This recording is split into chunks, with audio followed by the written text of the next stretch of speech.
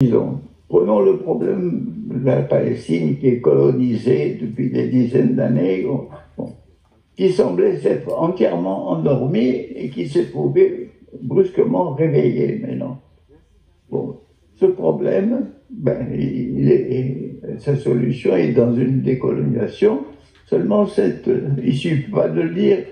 Nous sommes arrivés au point où, comme il y a 800 000 colons en Cisjordanie, fondamentalement hostiles et même agressifs à l'égard des Palestiniens qui y sont, comment peut-on imaginer un État palestinien avec 800 000 ennemis en son sein, et comment peut-on imaginer que Israël, tel qu'il est actuellement dans cette fièvre anti-palestinienne, retirait ces 800 000 colons? Mais il y aurait une solution, ce serait une pression internationale des puissances qui puissent influencer Israël. Mais la première puissance qui puisse influencer les États-Unis, on voit qu'elle ne joue aucun rôle modérateur, sinon absolument minime, parce que si elle est intervenue pour demander de faire attention à Gaza, on voit très bien que jusqu'à présent, le déchaînement des bombes sur Gaza continue. Donc,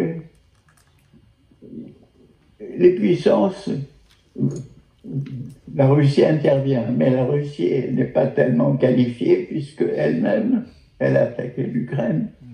Donc, on est quand même dans une situation où on voit mal le bloc des grands. La Chine, oui, elle semble assez distante tout en prenant quelques mots, en disant quelques mots. Donc, comment, en quelque sorte, le réveil international peut se faire pour qu'il y ait enfin une pression? Donc, je crois donc actuellement, nous devons rester lucides. Nous devons éviter les vérités à sens unique. Nous devons éviter de penser que les crimes du Hamas occultent les crimes que commet actuellement Tsahal. Nous devons éviter que les crimes de Tsahal occultent ce que est le crime du Hamas. Nous sommes dans un moment où partout règnent donc ces vérités unilatérales qui sont mensongères parce que justement elles oublient l'autre vérité qui lui est antagoniste et qui pourtant coexiste avec elle. Donc, nous avons à résister par la pensée.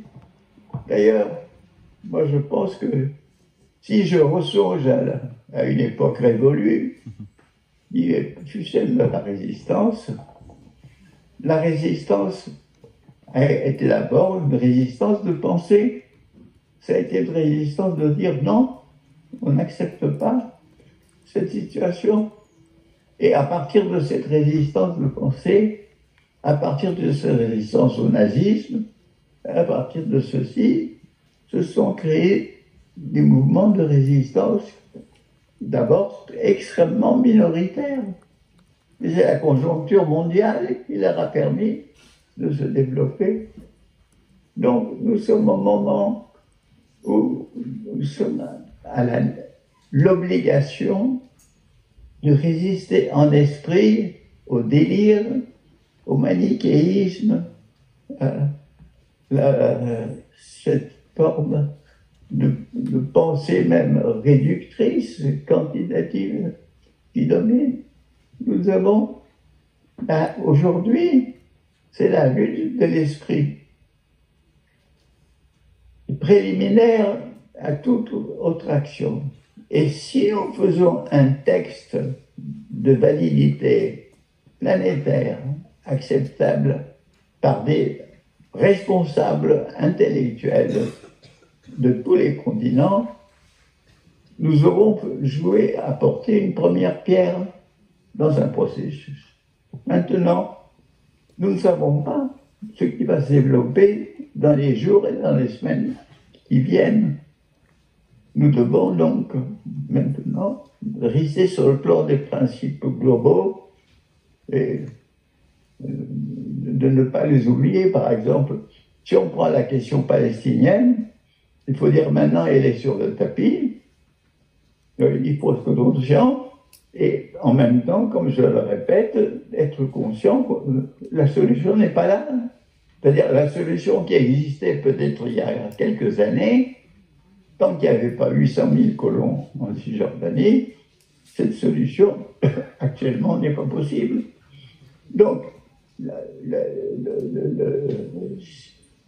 c'est très très très difficile dans une époque d'hystérie collective ou des hystéries antinomiques se s'entrecombattent. Il est extrêmement difficile et en même temps extrêmement nécessaire de garder à la fois la raison et le sentiment. Parce qu'être rationnel dans cette histoire, c'est aussi être humain, c'est-à-dire de penser à ça. Actuellement, un massacre est en cours, mais de savoir, d'être conscient de ce qui se passe.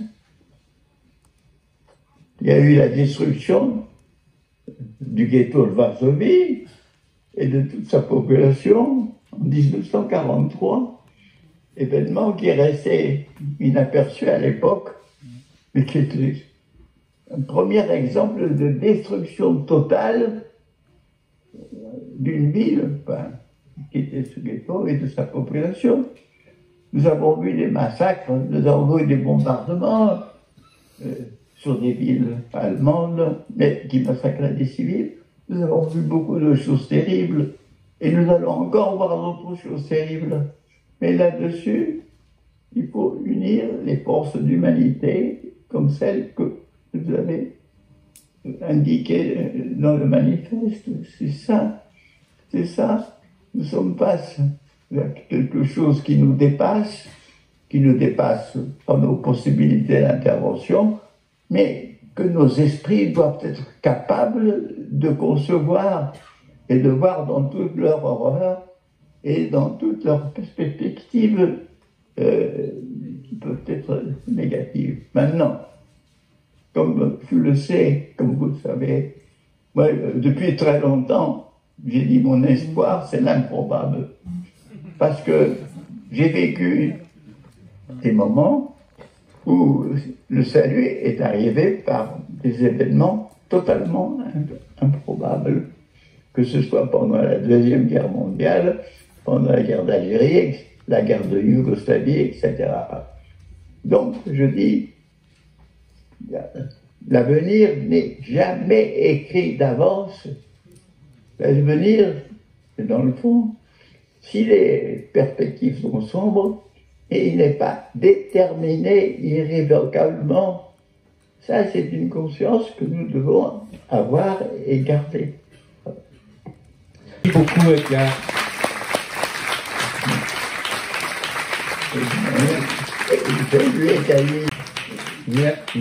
Merci à toi.